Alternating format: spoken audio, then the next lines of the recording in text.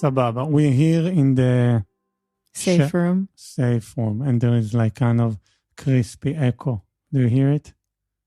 You hear the vibe? Kind of, yeah. Actually, yeah, I hear it a lot more now that you mention it.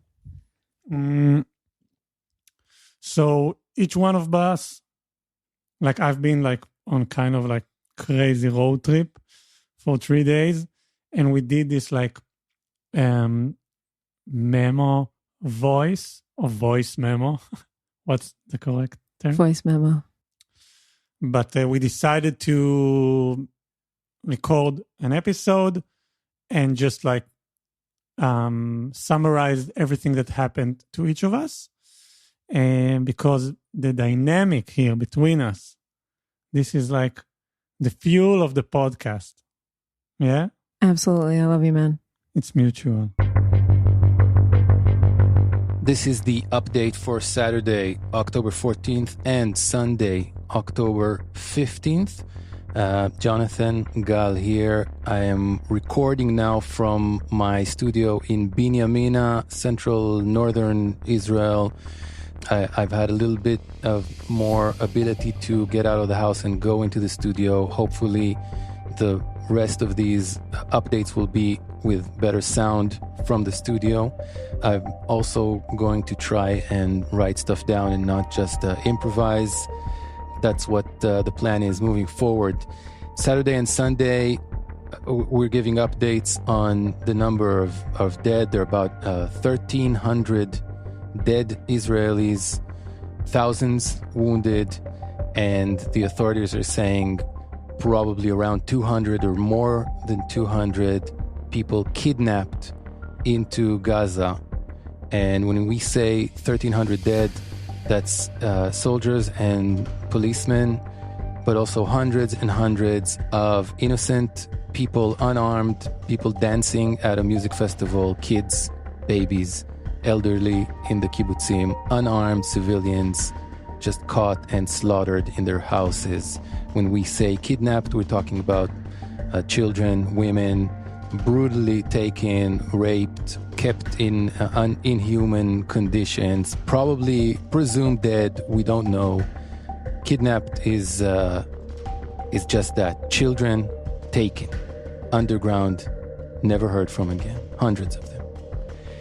At this point, let's say about the other side. I've decided not to give updates on the number of casualties on Gaza side of this. I'm not impartial correspondent. There's really no way for me to give you a balanced update. So I would rather not, even out of respect. If you want to know about what's going on the other side, there are plenty of places where you can get updated on that. Frankly, I am too scared and hurt and angry and traumatized.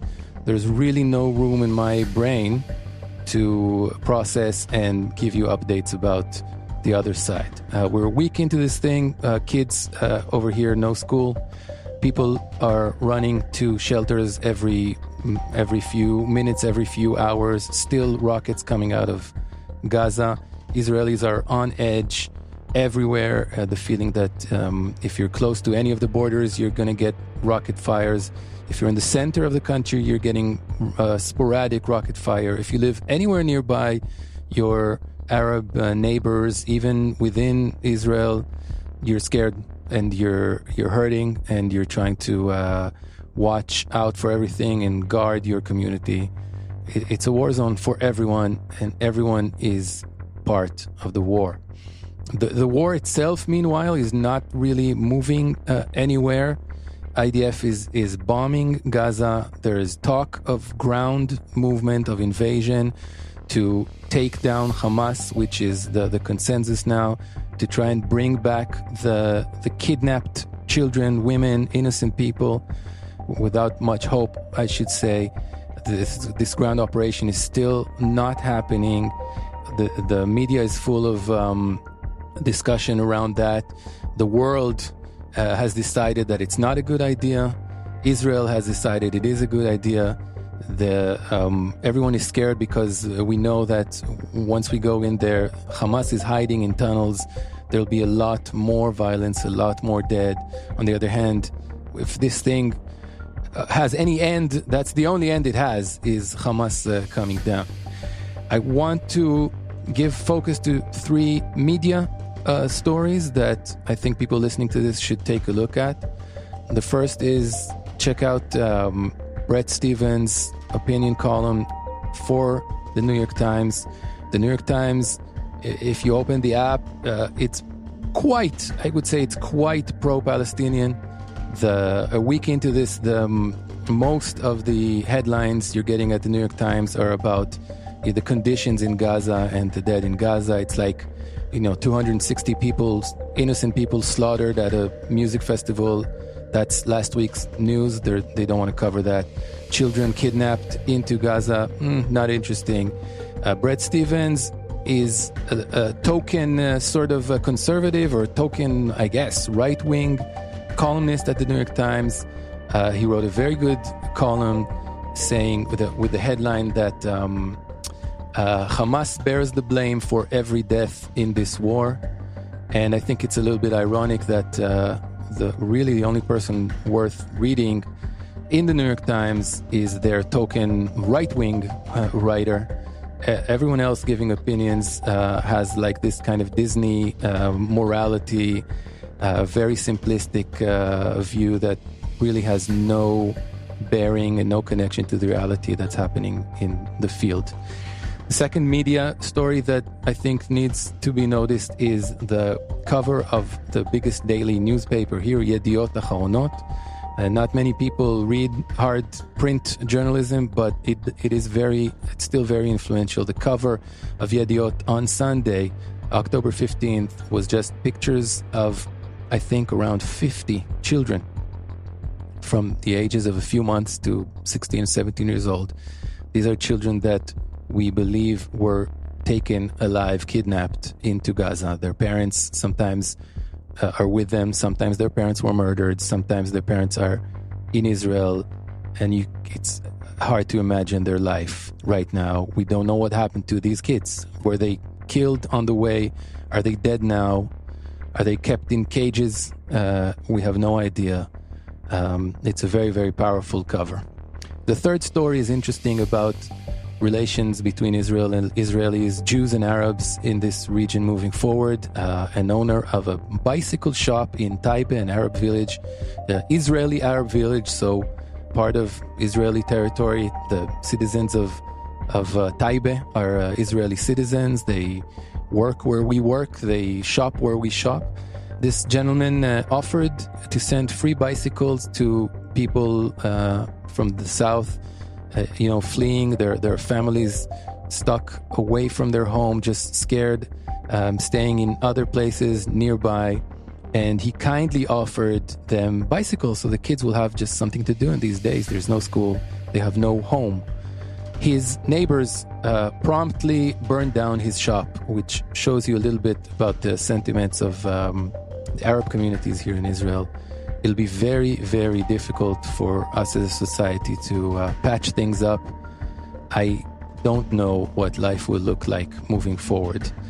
I will stop here and give you the next update tomorrow.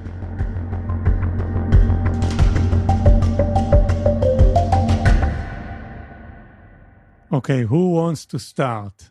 I think you should start. I should start. Okay, I will take a sip from my beer. Should we say which beer company? Maybe they'll sponsor us. Totally. San Miguel. Soft, smooth, and you feel less poor when you drink it. Less poor. Okay. So I've been on a road trip, 3 hours and a half away from Tel Aviv, really near Eilat, border with Egypt and Jordan. In this little community I talked about before, the episode before, Samar, the hippiest, lovable, peace and love, rock and roll place in Israel, period. So the funeral was very exciting. I don't know if you can say it about funeral, but like it was really moving, maybe. There was a lot of emotion. There was a lot of emotion, but it also was like really unique. I've been in some funeral which was like, I don't know, like I guess regular. And this one, imagine like the amazing view of the desert. There's like a big mountain down 𝕊𝕍𝔼𝔻𝔼, down to the hill. Like almost where it's a valley? Almost. Like the base of the mountain. Yes. Yes. I'm not really good at like geological terminology. So, the funeral. Bottom of the mountain, this old tree, it's called in Hebrew, 𝕊𝔸𝔽𝔼, spreading and do like a shade of the grave and like sunset, I don't know, maybe like 300 people and friends of mine, which I know from age 18 that like doing a lot, like smoke a lot of weed with me in the living room, in the like a little caravan over there. 15 years later, standing there with weapons and uniform, and they like guard their own community. And the funeral was like very sad, but also with a lot of like, I don't know, the speech was, his mother, she's cried, but the story was with a lot of like joy and grace. And she told about how do you say shovav? Oh, he was like a little troublemaker kid. Like he was like a little wild and like would run around and stuff. And she gave like a funny story about that. He called her from airport and says like, "Mother, I missed the flight. I don't have any money at all. I need help." And she where was he? Like coming back to Israel? Coming back. She gave a lot of example, and the audience like laugh. Like people cry, but also laugh. And I think the vision, the image of the person was like a reflect from this event. It was, I don't know, it was iconic in a way. They play their like not sad music. They play like, they literally play music and dance during the funeral. Something, you know, how do you describe Muzika Mizrachit? There's like Zohar Gov, which is kind of like the Israeli version of James Brown. But like slowed down, like without like the tempo. It's like, na, na, na. It almost sounds like crying sometimes, like to my ears. But, you know, songs of like heartbreak and, you know, the flower in my garden and...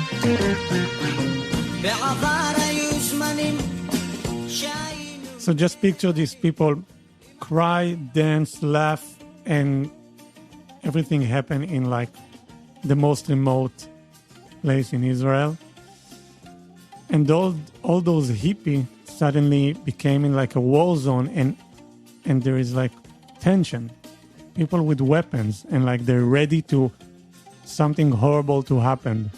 The most sad thing about this funeral for me is no matter how far you take your children here, no matter like which like diversity, open-minded community you decided to live, by the end, your Israeli identity will like hunt you everywhere.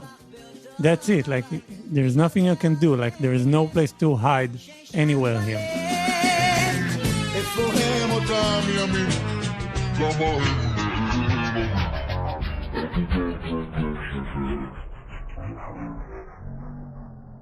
And also Jewish. I mean, it's also Israeli, and there have been over 60, I think is the count now, Israeli Arabs that have been killed during this war. And there were those Thai migrant workers and the Indian migrant workers, and we're sheltering in place with, now there are about 50 refugees on the block that rely on this safe room. There's also crimes against humanity happening and the deliberate targeting of Jews, but it's really important to forget that this is a complex situation.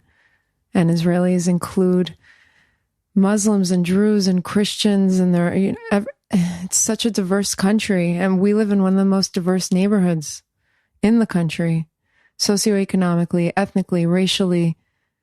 It's more diverse than some neighborhoods in Brooklyn, you know? I think people don't really get that. They think that this is just about, a bunch of Jews, which even if it was, I mean, what the fuck does that mean, right? But sorry, you were talking. I think now it's your turn. Like I have another side story, but tell us. Yeah, keep going. Yeah. It's all good? Yeah. Okay. The most craziest thing I noticed, because after this, I've been in another 2 really cool places in Israel, which if you ever come here and they not destroyed us. So you have this another place in the Arava called 𝕊𝕍𝔽𝔼. So I've been there in like this beautiful lake. And it feels like really weird to be traveling in a way during this horrible time. I feel really uncomfortable and wanted to go home all the time, even though it was like a wonderful vacation. So, and the other one was מצפה רמון, which I think it's like the coolest town in Israel. It's in the south. It's like on a cliff, and like a American girl that hitchhiked with us. Her name is shout out for Sarah.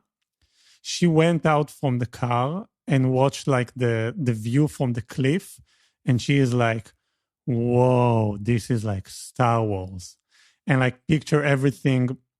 Anyway, where I've been. So I've been in these all places, meet some friends, saw the atmosphere, and the most like craziest fact I could point is some kind of this situation in a way normalized. Like, I mean, it's been a week and now people are like, this is reality. So they speak about, I don't know, their life, what they do. And from time to time, like you hear people telling like an really hardcore, awful story about someone they knew. Or, for example, I meet in Samar, the first place, I meet someone I didn't see for like 10 years. I mean, and then I saw him like with his child walking in hand, and I stopped and I said like, "Oren, what's up, man? Like a decade."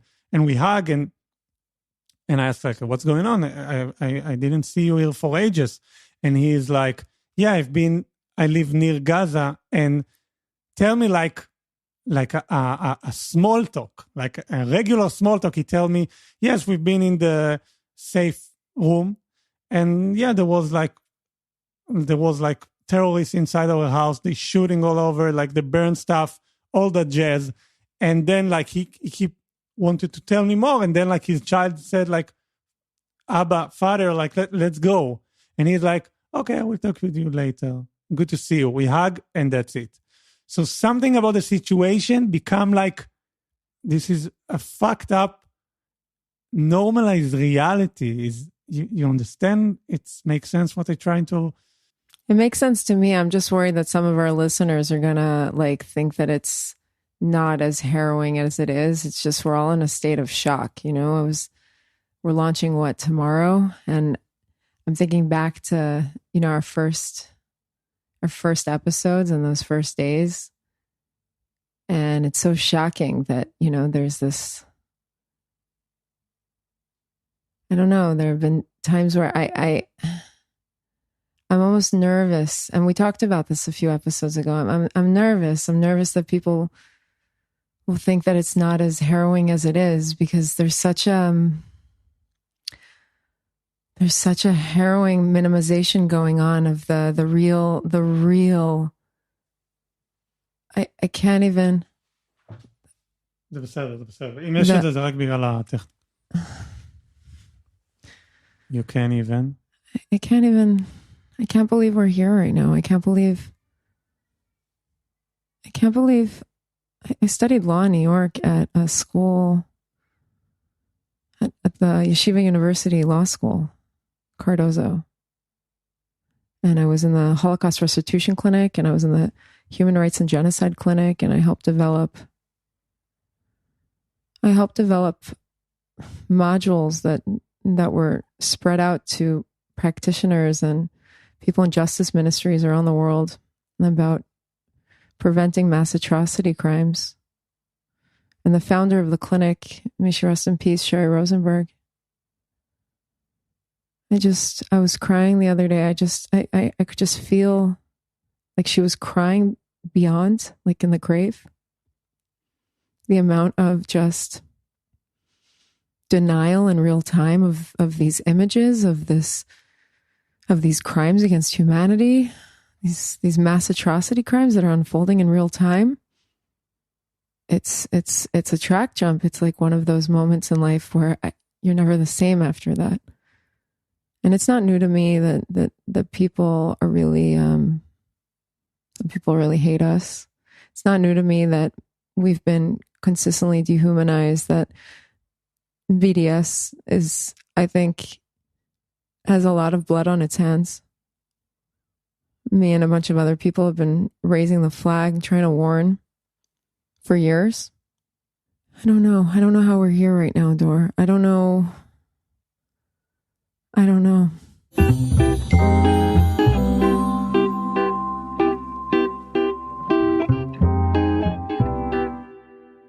We need a tagline, like Nike Just Do It. Oh, well, there's a few that have emerged. I thought about like emotional punked news.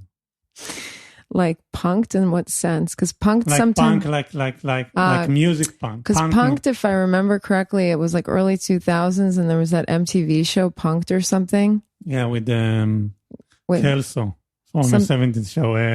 What's his name? Ashton Kutcher. Yeah, something they would do like weird. I never liked that show, to be honest. Okay, so not punk, but I want like emotional raw news. It's emotionally raw coverage. Oh, you like that? Oh, because I don't want anyone to think we're being flippant about anything or that we're not. At one point, it's amazing. You drove 3.5 hours away. I finally mustered the courage to leave the house. This isn't my house. I barely knew this family before. We work on a project together. We're colleagues on an Israeli artist books archive. I remarked to Yair that, they don't really know me, and this is all getting really like, intimate really fast. And it's just kind of crazy that, we met each other through a books archive, and he said there's nothing more intimate than a book, right? Which is true. There's something really intimate about a book and being with a book. So I mustered up the courage to leave the house. And I didn't go very far. I went on a walk with someone very close to me. We went to the community farm where I have a plot. And I had planted a bunch of vegetables and herbs on this 8-meter plot at the farm on the morning of the Jewish New Year. And it was the first time I'd been there like a week and change, and it's all blooming. I hadn't left. I hadn't seen flowers. I hadn't seen trees. I hadn't been outside in like 5 days. And then I took a cab and I went to see some other friends to be with that family, because that day I was upstairs in a bed kind of away. I didn't want the kids to see me, but I had a breakdown. I was just shaking and I couldn't stop crying, and I couldn't sleep. I burnt the candle out at both ends, and I felt like every second counts. So I couldn't. I was on calls up to 5 a.m, and then with the West Coast, and then, just anything I could do to connect people that could contribute to the cause. And I broke down. And so I went to this other family who I really love. And I had a little bit of, my friend was like, I'm opening the special bottle of wine. I feel like this is the time to open it. So we drank a little bit of good white wine, and we watched a comedy with her daughter, who I adore. And, we were up. Then her brother, who's a good friend of mine, came by, and we were up till like 5 a.m. and Can I stop you? Stop me, of course. I think I'm going to wrap it up. I think we need more coverage. Coverage of what?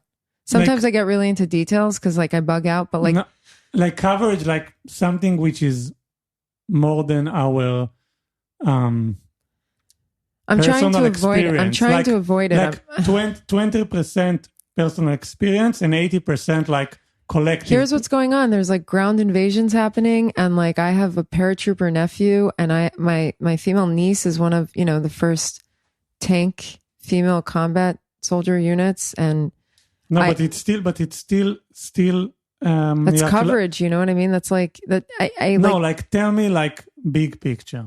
Big picture what? Like what's going on with People America? right now sitting, I don't know, in their hipster apartment. People are sitting in their armchairs and they're judging us for being somewhere we don't want to be right now, and they're painting us as like bloodthirsty, and they're equating they're doing a false moral equivalence between Israel and Hamas, as if we're not, you know, the IDF soldiers aren't like strategically like working harder and risking their lives more to like minimize loss of life on the other side. Like we're not the same, you know? Like I think that no one hates Palestinians more than Hamas apologists, is what I realized this morning, or what I was able to, you know, put in one line. Explain more. People keep saying, you know, Hamas, they're like the people living there in Gaza, they're not free to free themselves from Hamas. And that's been the situation. And the highest number of activists against the occupation lives here in Israel. People that are going and putting their bodies on the line to go and protest on the weekends. You know, when I first got here, I was dating an Israeli guy who, after he had served in the army, would go to these protests like 10, 15 years ago, and he was shot by a live bullet. Like he still limps. Like people are painting us as this like monolith, or there's the equivalent of Proud Boys here, right? And they're like nutso, ultra right wingers. And everyone's just equating us with that, as if has anyone equated all the Americans with QAnon? I mean, it's just obscene what's going on here. And then to be questioning the images that are coming out of burnt infant bodies, or any of this stuff, or these women brutally raped, or grenades being found in bodies, or pregnant women's bodies being sliced open. And my mother's on the phone with me, and she's like, I don't understand. Like, what did they do first? There's like 4 bodies in the room. Did they kill the kids in front of the parents, or did they kill the parents in front of the kids? Because each of those are harrowing scenarios. And we're in this kind of, this isn't new. The jihadist threat and the extremism isn't new. It's been a concern. It's been there for decades.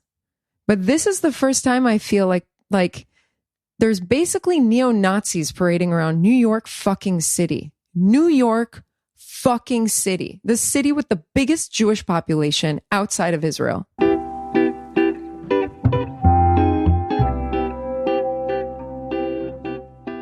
Sorry, I'm so mixed up. I'm just... No, this you want more of this? This kind of I can give you more of this. I think this I'll give you more of this. I'll give you more of this. Where are the people behind Me Too? Where is the support? Because the stuff that happened to women right now, and the stuff that happened to teenage girls and little girls, this is so much, and I'm sorry to make the comparison, but someone's got to fucking do it. This is so much worse. So where is the support? Where is it? I don't understand what we're talking about here. People that were calling for J.K. Rowling to be killed or to be murdered because she was expressing some opinions, and now they're what? They're advocating for Jewish bodies to be burned.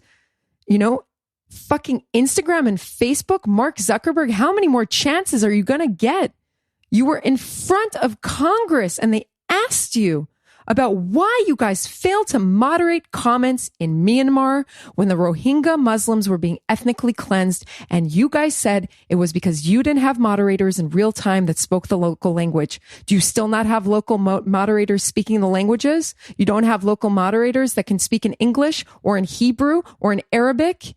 When you have an R&D center in Israel, you have bots that are automatically taking fucking nipples off of Instagram. I can't post a story that says something like dumb fucks or stupid fucks, but people can tell me that my day's going to come and Allah's going to meet me, and they can rejoice about the burning and the gassing of Jews here. They can rejoice about all of it. And it's there. You know why it's there? I spoke to a media expert this week, amongst many other people who have devoted their lives to trying to curb this shit. Because the bots recognize the nipples, because the nipples are the threat, you understand? The nipples are the threat. So the bot can automatically get rid of the nipple and suspend your account, okay? But if someone writes whatever the fuck they want to write, and I report the comment, as I have, as many of my friends have, someone has to go through it. So maybe the system's flooded. But then I've been getting responses. So someone reviewed my request, right? And they're telling me, thank you so much for sending us your whatever. And we reviewed it, and we decided that it falls within community standards. What community standards? This is abhorrent. When the Rwanda genocide was unfolding, the radio, this was in the 90s, it was, before social media, and it was before all this stuff, the radio played a really significant role in inciting violence. And even when the International Day of Terror was declared, they still aren't moderating the comments. Kim Kardashian, shout out to Kim for posting in such a way that she blocked the comments. She was like, I'm just going to block the comments. Nobody's going to comment on this because people are going to keep inciting stuff. They're going to write stuff like good for Israel. They deserve this. They have all this blood on that. This is their responsibility. All that shit. You're not going to find it on Kim's post because she was like, I'm not having it. So where are the rest of the people following in line? Why are we here? Why is this even a discussion? Why is it the New York Times closing comments? If Instagram and Facebook can't be responsible, why aren't the media organizations taking a little bit of responsibility? Or are they loving this drama? They're loving this clickbait. They're loving how much money they're making off of this shit. They don't give a fuck about any of us here. They don't give a fuck about the Israelis. They don't give a fuck about the Palestinians. They want the moolah. They want the clicks. They want the festival of fear. They want the theater of war. They want the 24/7 coverage that started right after 9/11. They want the shock. They want the fear. They want all of that because they're making so much money off of this. Ooh! I got more. You want more? Girl, you're on fire. I got more. I really love this Amy warrior, like your character is developing. Thank you.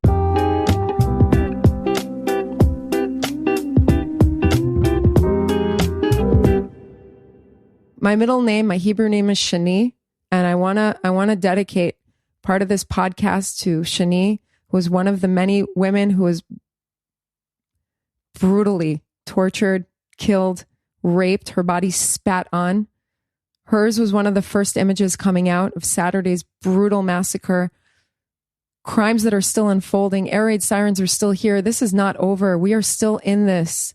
And Shani, that beautiful, beautiful beauty, that creature of love and light who was at the festival, we are never, ever going to stop fighting to make sure that the world is a safer place for every woman and every girl, and to all of the fucking hypocrites who supported the Me Too movement that cannot stand behind and beside women like Shani.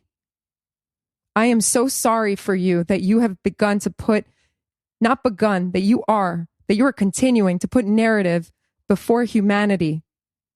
And if this really is the end of days, and if this really is the end of time's war that many people think it is, then this is the time to love more, to love harder, to love each other more. I'm not going to let anyone take away my joy of life. And I'm never going to stop fighting to make the world a better place. And I was quiet for way too long. I let too many people tell me that I was nuts, that I didn't understand. And you know what? I'm happy. I'm grateful to all of you because I had to go through that isolation, that trauma, that insecurity, that silencing, because I am exactly where I needed to be all along. And I will never, ever be quiet again. Boom. Yes. Okay. Thank you very much to Amy Sapan my MVP for this episode. I know that I was speaking all over the place and stuff, but it was long story short about the past few days. I didn't travel that far, but I traveled really deep into really deep trauma and deep stuff from childhood even. And I'm so grateful. Shout out to 𝕊𝕍𝔼. Shout out to the people that are like really, really close to me right now and just supporting me blindly as we go through one of the most insane events of our lives and of history, and who were just there with me during hours where I wanted to disappear. I was so mortified by how by breaking down. I was so mortified that at one point I ran into a closet in the basement of the house and I closed the door and I laid on the floor in the corner, balled up into a ball, and I covered my whole body with my t-shirt because I was scared that if someone came inside, they would see me, and I just wanted to disappear. And if you feel like you want to disappear, or you feel like you're super scared, or you feel like embarrassed about how you're responding to this, let me tell you that it is okay that you don't feel okay right now. It is okay to be messy. It is okay that you don't have it all figured out. It is okay that you're feeling everything all at once.